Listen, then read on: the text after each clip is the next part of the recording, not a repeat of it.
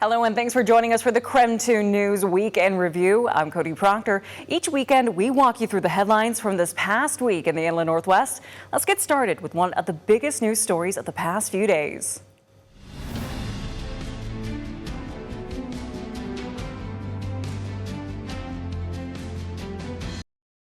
The recovery is going to take months, maybe longer, but now that some people are being allowed back into some parts of the fire area, the governor says it's time to focus on how to make that recovery faster and better.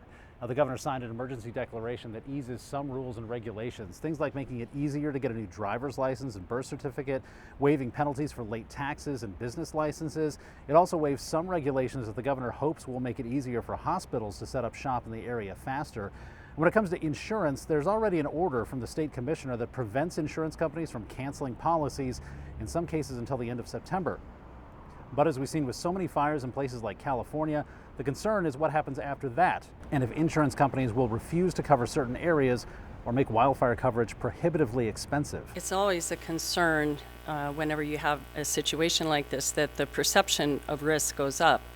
And of course we can't force insurance companies to underwrite a risk.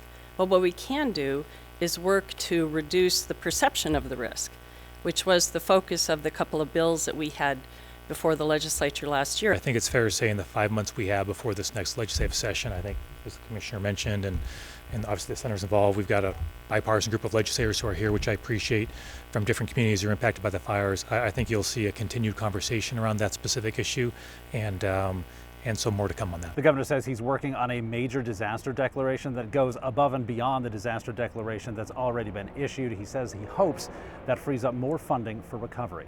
In Spokane, William Pitts, KREM 2 News.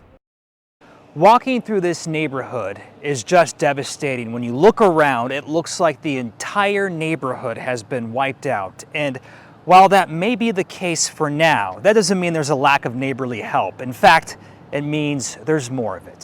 I'm okay. I'm okay. It's just like very surreal. For Jennifer Caribou-Blatt, it's hard coming back to what's left of her home just off of 9 Mile Road. You can see these diamonds. But a precious find today, her grandmother's diamond wedding ring, a tiny heirloom that makes the big disaster seem a little less big. Yeah, we lost all of our garden supplies. We have no rakes or shovels at home anymore. They're all melted in a pile of goop. And as other people like Melinda Schuyler return home, there is help.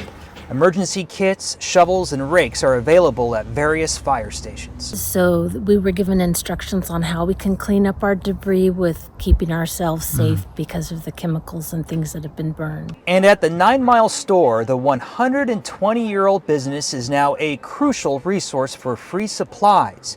Owner Corinne Rogers is not only helping people, but animals too. Some have even had to put their pets down, their livestock, because they couldn't get food and water.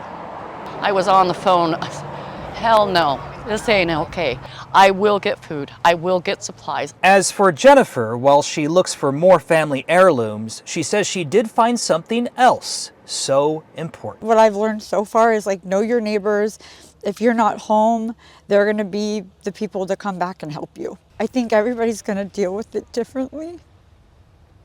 And just to like know that it's going to take time for us to recover, and it was really fast, but I'm thankful for I have my family, my dogs, and we'll like rebuild. And now is the time for families to dig in, not only in the ash and rubble, but also with insurance phone calls and dealing with contractors. I've been talking to a lot of people, and I've been asking them how their insurance companies have been responding, and for the most part, everybody is saying that insurance companies have been great. Let's hope it stays that way. In Spokane, Jeremy Hohola, KREM 2. Here at the Union Event Center in Meade, local law enforcement, fire departments, elected officials, and disaster relief organizations spoke to the community to make sure they understood the resources that are available. Now that most of the evacuations have been lifted, residents are left with questions about how to start the rebuilding process. Monday night, experts and officials from around the region attempted to answer those questions and get people impacted by the Fairview fire specifically connected with the resources they need. We're here in North Spokane. And I want to make sure that folks know that North Spokane, had a lot of loss. And as your Fire District 9 Fire Chief, we want to make sure that we brought those resources right here to this area of Spokane. Whether people needed information about insurance, resources from the Red Cross, or information from officials about safely returning home, each organization and agency emphasized their commitment to helping the community recover and rebuild, which many in the audience appreciated. Having your community resources available to you, it helps you realize, first off, knowing who is in your community. It also helps you realize that there are resources to help you and to pass on to other people you love and care about. Officials continued to urge people to be safe and wear protective equipment when returning home. Despite the Washington State Insurance Commission issuing executive orders to protect and support homeowners, and elected officials expediting building permits and waiving most of the cost, Sheriff John Knowles says the building process will still likely be expensive and time-consuming. I will tell you the average FEMA payout for personal assistance, $9,000. The maximum payout from FEMA for personal assistance, $47,000. I don't want you to expect that the federal government is going to come in and write you a $350,000 check to rebuild your house. They're not going to do it. And when we're done here, if you want to come scream at me and yell at me about it, I'll yell with you. But I want to manage expectations. This is the first of several meetings this week meant to connect people with the resources and information they need. In Meade, Caitlin Galloway, KREM 2 News. As we go to break, here's a check at the forecast.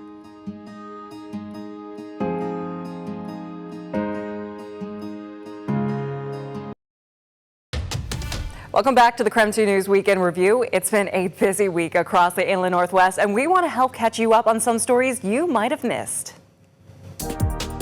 The air is a little bit more clearer today, and so is the scope of damage in this corner of Spokane. Hundreds of families continue to go back home, or what's left of it. But no matter what, they have help. As people sift through their rubble, the fire department is strongly urging people to wear masks. At various fire stations, there are emergency kits available donated by the Red Cross. There are bins full of things like protective gear for the whole body, N95 masks, shoe coverings, gloves, and even food. There are also shovels and rakes available like we saw at Station 93. Today we also saw more people sifting through the ash hoping to find things like family heirlooms. It's at this moment the fire department says masking is especially important. We want to make sure that they're safe because there is a lot of unknown hazards, especially if the fire is out, there's still chemicals in the air that they could be working in, so we want everybody to be safe as they can as they start to work on their property. Robert Gray there with District 9 says that when a home burns in this day and age, up to 2,000 different chemicals can be released into the air. So for the fire department, that is definitely top of mind as people return home. In Spokane, Jeremy Hohola, KREM 2.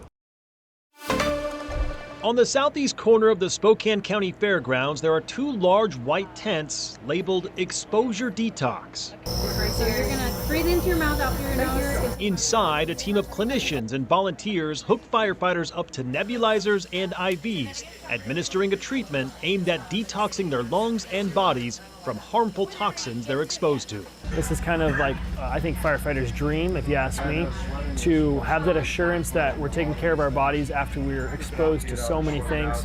Firefighter Daniel Ramey, based out of California, got his first treatment today. He's hopeful it'll make breathing a little easier. Generally, I always feel congestion after most fires. A lot of us will have tightness of our throats, a cough from the dust, as well as the smoke. Doctors are trained to work with this compound called glutathione. It's made in all of these organs in the body. It's present in virtually every single cell in a mammal's body for the specific purpose of detox, but also it heals tissue. It's considered the master antioxidant in the body. Jackie Jorgensen is with the nonprofit Volunteer Fire Foundation. They, along with their partner organization, Integrative Health Action Network, have been offering this treatment to firefighters in California for the past few years. This marks the first time they've been called to a fire camp. And so I felt there was a need to just reach out and see if they'd be willing to come up and help out the local firefighters here. Captain Matt Cafey is the medical director for California Interagency Fire Management Team 7, which is overseeing the response to the Spokane Area Fires. He's undergone the treatment himself following the massive Eaton fire in LA County in 2025. He's convinced it works. Within hours, there's just this kind of lift of just the heaviness or experience of just literally trying to breathe. The headaches and the constant just pressure in your head starts to be relieved. With the treatment now offered on site, he hopes more firefighters will see that same relief. And so the therapies and treatments that we've received are life-changing.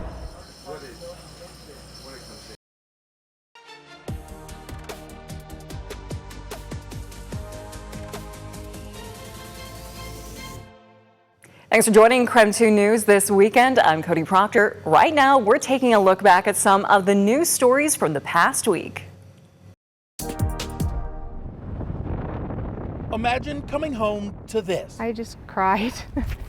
Hardly the homecoming. Like I said, I grew up in this neighborhood. For Amy Kendall, whose family moved into this house in 1987. Not even a fire in 1994. So I've been paranoid ever since. Could keep them away. She bought the home from her mother and made it her own. And I had these 2 pink flamingos, and they were still standing. So in all of the black, there was 2 pink flamingos. Very few things survived, including 2 of Amy's cats. It came so fast. Like, we got to the dogs and then 1 cat that comes to you, and then the other 2 hid, and the firemen were actually throwing us, like, out the door.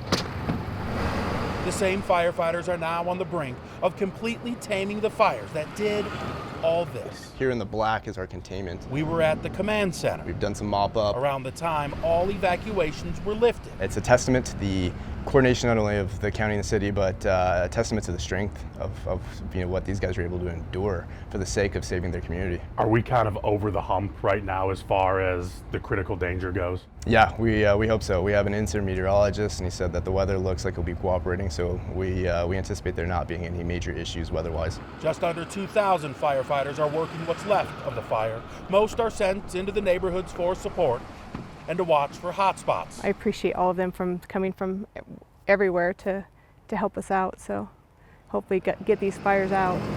The road ahead is long, but for many, a journey worth taking. Yeah, I mean, I brought my kids home from the hospital to this house, so. Yeah, for veterans who depend on the VA for their medications, evacuations from the Old Trails fire created another worry on top of an already uncertain week. We managed to speak to one who's lived in Spokane for roughly 40 years, who says the experience was scary and hopes he'll never have to deal with the uncertainty again. Come Saturday, I knew the VA hospital was closed, and I started worrying about other veterans. Martin Egan is a Coast Guard veteran who's called Spokane home for more than 40 years. He says he was running low on medication for chronic back and neck pain when the closure started.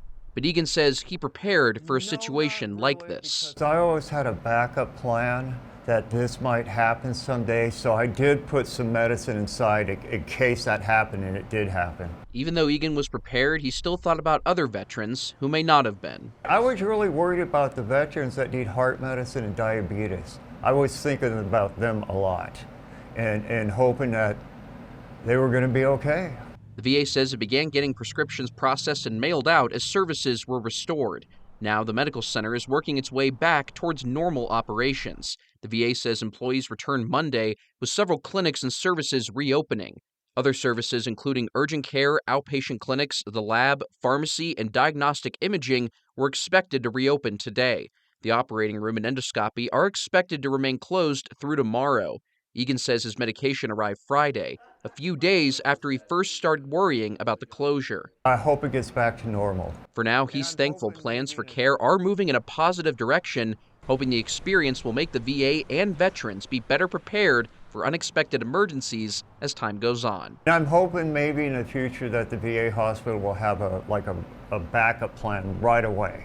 Now, the VA says operations can still change depending on wildfire and emergency conditions. Veterans with scheduled appointments are being asked to watch for communication from their care teams and check VA Spokane's communication channels for the latest updates. We reached out for comment on its closure and reopening plans, but have not heard back. Connor McAvoy, KREM 2 News.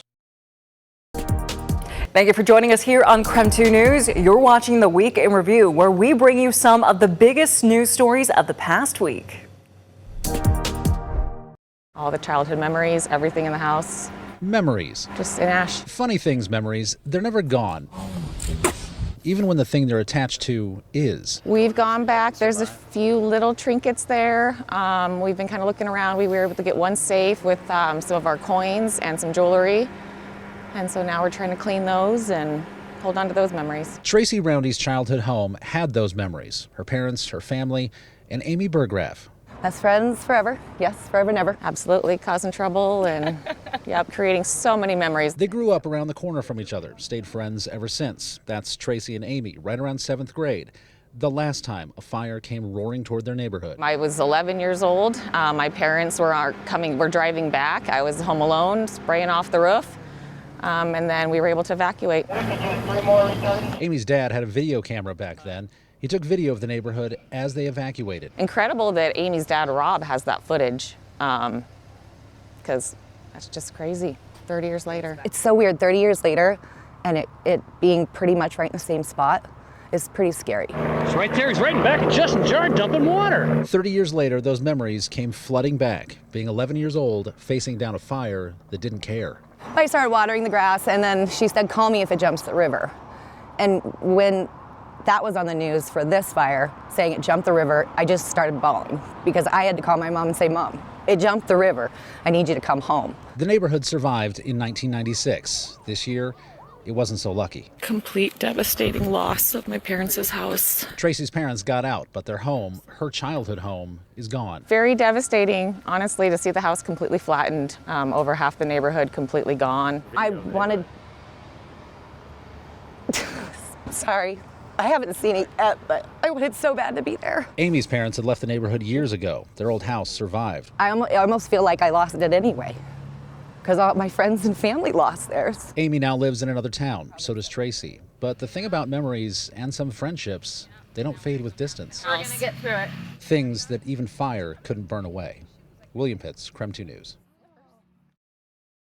For many neighbors here near Indian Trail Road, this is the first time that they've been able to come back to this neighborhood since the Spokane complex fires broke out over a week ago. Now, evacuation orders for a majority of the affected areas have been downgraded now that all the fires have at least 50% containment. Throughout our time here in the neighborhood, we've seen firefighting crews mopping up the neighborhood, Vista crews coming through to make sure gas is turned on for folks, as well as law enforcement even patrolling the neighborhood for those families who haven't made it back just yet.